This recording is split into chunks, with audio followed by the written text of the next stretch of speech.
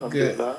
Alhamdulillah. Bismillahir Rahmanir Rahim. We're going to go ahead and get started because a lot of content to be covered, and we're actually shifting gears. And assalamu alaikum to all of our research associates that are online today or this morning. Well, that is today still. And we are going to continue with the Sacred Life Project. We're very, very excited about what we have to work with today. And so most all of you you should have downloaded the Adam, the Sacred Life piece that is um, online at clearunderstanding.net. If you haven't done so, then you should do so because that's going to form the foundation of the first hour.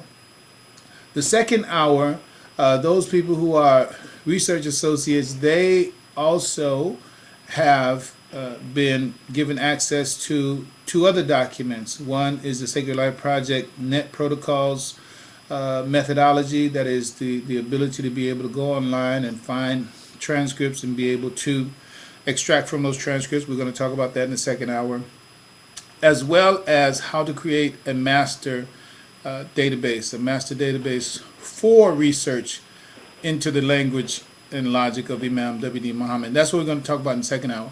But in the first hour, what we're going to be focusing on is just getting to the basics. I mean, there are things that we take for granted in the language of Imam Mohammed that we need to get straight on. So it's kind of back to basics on that material. And as we talk about that, you'll see. So from that document, we're going to be, that is the document being Adam, the Sacred Life document. We're going to be doing that. Now, when we come up to the 6 o'clock hour, round figures 6 o'clock. Of course, that's Fajr for those of us on the West Coast, so in the Western time zone. And Imam Thomas, inshallah, you have some of those clips that we can play of the Imam for that. I was not able to get those clips. I do have a couple of other Imam clips Okay, that's that fine. I can play. Okay, that's So fine. inshallah, that's my goal. Okay, that's fine. So then, so we'll break away from a time that then I have an adhan alarm clock here for me. So when I hear that alarm go off, then that means for me we're gonna take away that time. Few minutes, I don't know, maybe something like 10 minutes or maybe less. But mashallah, Allah is the greatest. He's the reason we're here. So if it takes 10 minutes, then that's what it took. And then we'll just get back because the second portion is more of a working session to get the research associates up to speed on the material that they have received. And so for now, let's go ahead and get started with the material. So those of you who have downloaded the document, I want you to go ahead and take that document out, and it's the one that's talking about the story of the creation of Adam. The story of the creation of Adam. This is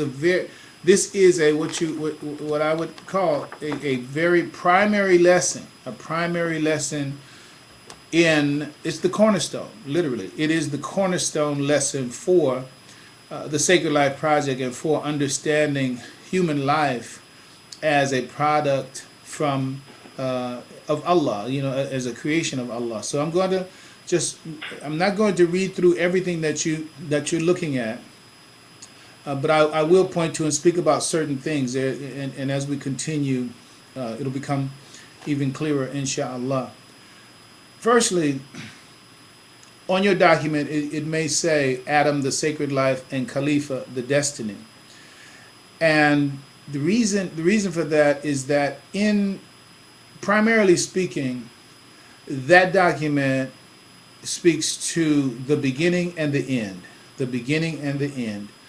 The beginning is Adam. The end is Khalifa. The beginning is Adam, the human being. The Khalifa is the destiny.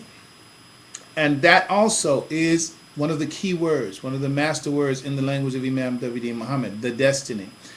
That's something that will be elaborated on as we go on. And those of you who've actually already gone into the folder on theclearunderstanding.net for that, then you have already read about, well, what is that end? What is that end? And the Sacred Life Project is everything that goes in between. Excuse me. The Sacred Life Project, and I guess I need to say that too. I've been working with this cold, not flu, but cold or what have you. So I'm drinking some tea with lime and honey and golden seal and garlic extracts and all that. So if I burp or belch or cough or something like that, it's healing. It's healing.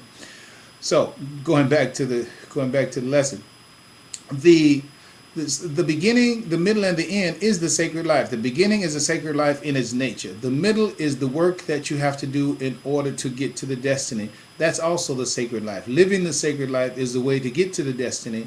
And the destiny is also the sacred life, because you want to ultimately have that sacred life. That is that final abode, that is living in this world and in the next according to the ways, means, and purposes and objectives that Allah created us for. That's the sacred life. So all of it is the sacred life.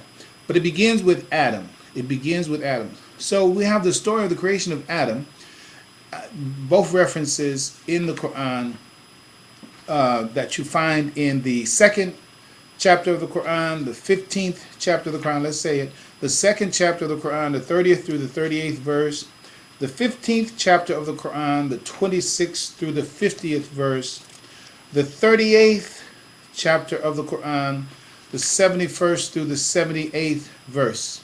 That's where you find that essential first story. Those locations are where you find that essential first story about Adam and Iblis and the angels and all the rest of that. That's a key story. That is the sacred life. That is what will enable us to understand the nature of that life and understand what that's about.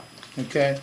Now, what follows in that document on page 3 there is the language of Imam Mohammed, where we have done these extractions meaning things that we've drawn out from the various transcripts on our database for and from the language or from the messages and teachings and lectures of Imam Mohammed over the years, and from different locations, of course, and in different formats. You know, his Ramadan sessions, his radio programs, his Muslim Journal articles, and different things like that. And many of us have those, and we're going to cooperate so that all of us can have more, but more on that later.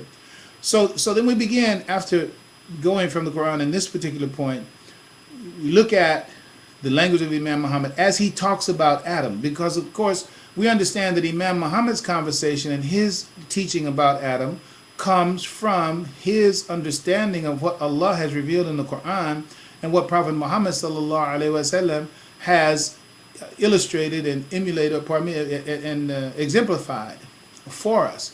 So all these, what I'm going to be reading right here, is reading just some quotes from Imam Muhammad, just quotes that have been extracted that focus on Adam himself. And I'd like for you to think about these like, you know, you've seen those images where a person has a bag of diamonds, and they have a bag of diamonds, and then they open up that little velvet bag, you know, prop open that string, that drawstring on that velvet bag, and you know there are jewels on the inside, and then they just dump those jewels out on the table there, on the little black soft velvet covering, and then you see all of those glittering diamonds. Well, that's exactly how I see this language and teaching of Imam Muhammad. When you look at these individual quotations, these extracted sentences, sometimes paragraphs from Imam Muhammad, you say, wow, this is really deep stuff. It's the brilliance that you look for in jewels, you find that same brilliance in the language of Imam Muhammad. So we're going to go into that right now.